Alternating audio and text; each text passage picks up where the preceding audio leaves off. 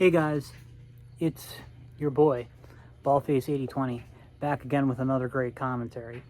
This is going to be a really short one, but since it's a subject nobody cares about, it's probably for the best. You know, when Trump came down the escalator, he said the thing about, illegal immigrants, and that was what was really controversial to find him. But, one thing that Trump has been an obsession for Trump for his entire, since the 80s, before he was even in politics, has been trade. This idea that Americans are getting screwed over by free trade. And I can tell you that as recently as 2004, this was a Democrat position. The Democrats were the ones who talked about this. I know it's hard to believe, but it used to be the Democrats were the party of protectionism. And my views towards protectionism and tariffs haven't changed. I thought the Democrats were wrong to push protectionism, back in the day. And I think that Trump and those like him are wrong to push it today. Now, politically, Trump doesn't have a choice. And the Democrats didn't have a choice back in the day, because you have to show the working class retards that you're fighting for them. And they, of course, don't understand economics. And they just think of it as like, oh, our jobs are going overseas, which, that's not how it is. So, I think that, I'm not some super ideologue. Generally, yeah, I'm a libertarian at heart, especially in terms of economics. I want to, let the market do its job, because I don't like government intervention in principle. But mainly it's about, I want it to have the most optimal result, which is going to create the highest standard of living for working people. Because, it's got nothing to do with, love for the rich or the elites, because they're going to be fine in any economic system.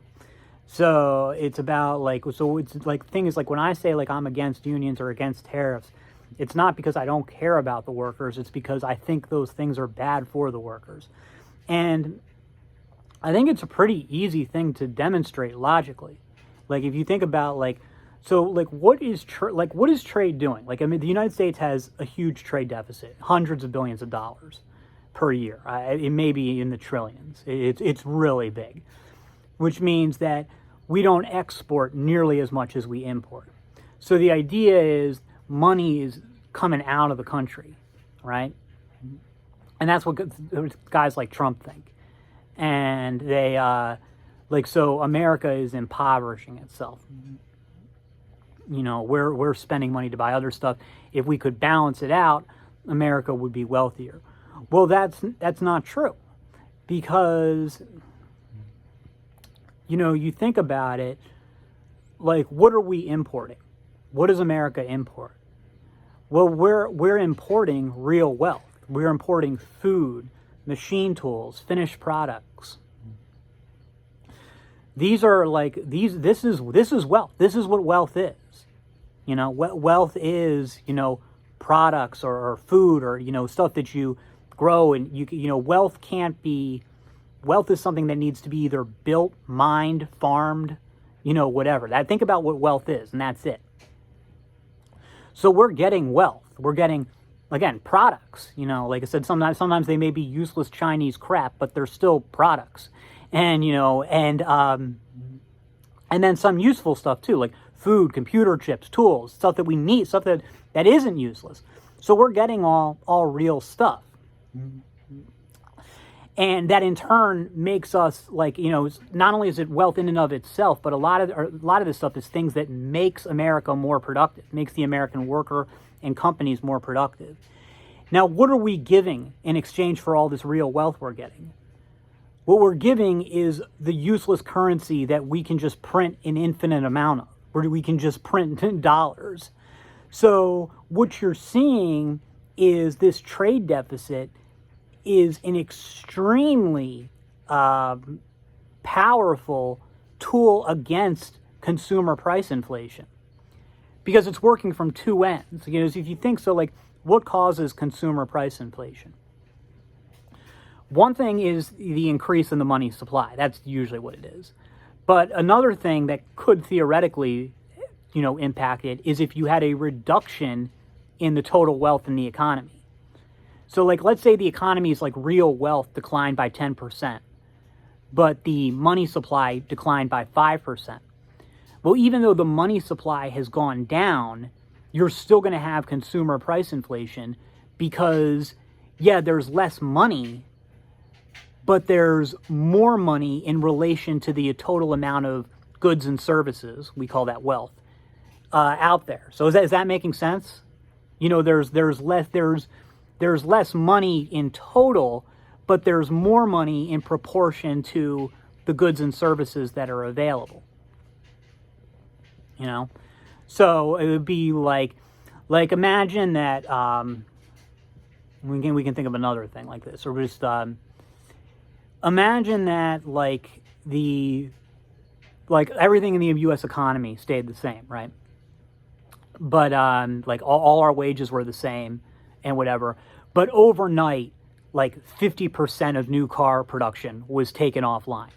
You know, so what you would see is the same amount of money is there, but there's half the amount of new cars available.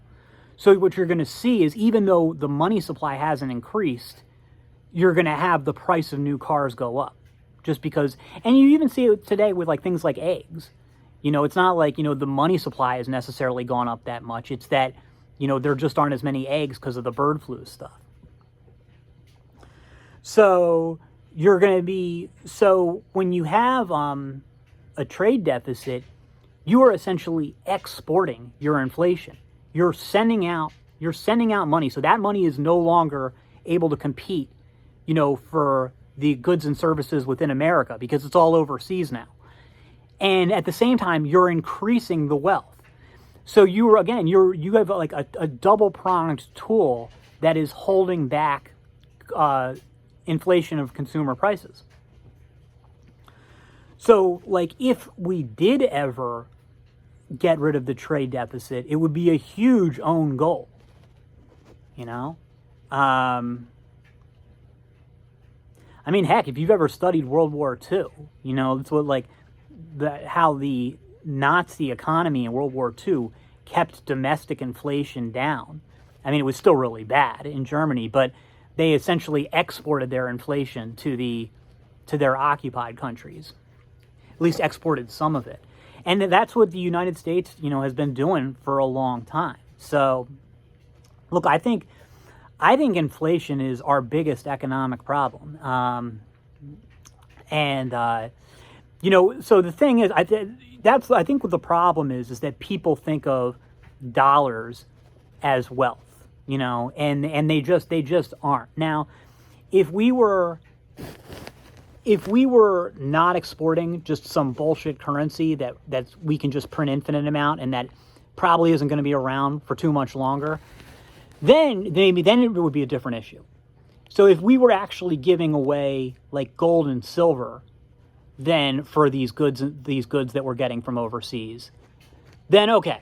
I mean, I would still have philosophically had things about, you know, free trade, but then at least we could have a discussion, and then it's like, okay, well maybe we do need to do more to protect more our industries and our wealth or something like that. Again, it's more philosophical. You'd have to look at it closer. But as long as it's just something that we can just print ad infinitum and has no intrinsic value, then yeah, let's ride it as long as we can, you know, and you know, because that's gonna suppress inflation, and that makes Americans wealthier, and it's better for working Americans. And so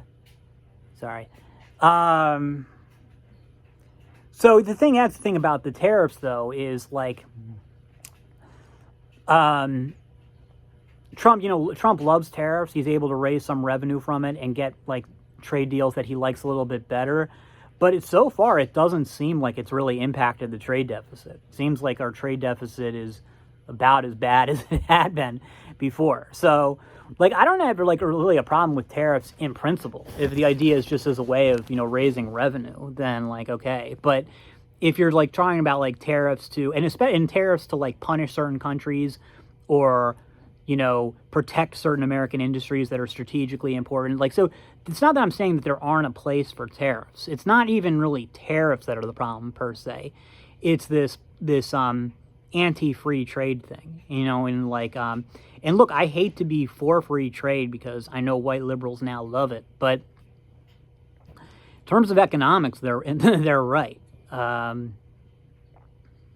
Just all there is to it. That's all for now. See you in the next.